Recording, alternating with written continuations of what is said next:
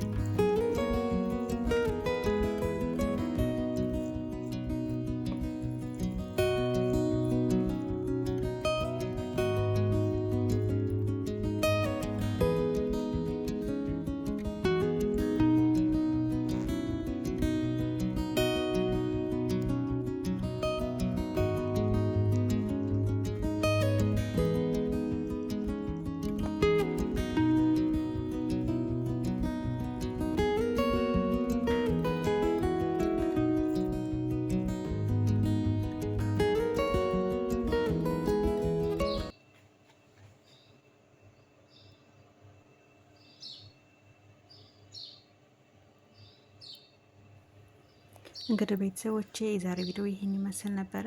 ቀለል ያለ እንጀራ ፍርፍር ሰርተን ጨርሰናል ማለት ነው። ነጭ ነው የሆነብኝ፣ ምክንያቱም በርበሬ የእነሱን በርበሬ የተጠቀምኩት የእኛን በርበሬ አይደለም። እንደውም ሳልሳ ጨምሬበት ነው እንደዚህ ትንሽ ቀላ ያለልኝ ሁሉ ማለት ነው። እና ይህ የሚገዛውን በርበሬ ብዙም አይመቸኝም።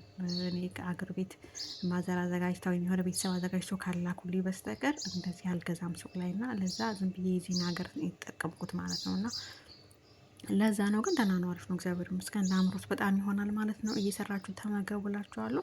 ሁሌም አብራችሁን ስላላችሁ ቪዲዮውን እስከ መጨረሻው ስላያችሁልኝ ከልብ አመሰግናለሁ። ሀገራችን ኢትዮጵያን ሰላም ያደርግልን። ሰላም ለዓለማችሁ ሁሉ፣ ሰላማችሁ ይብዛ። ቀጣይ እስክንገናኝ ቸር ሰንብቱ።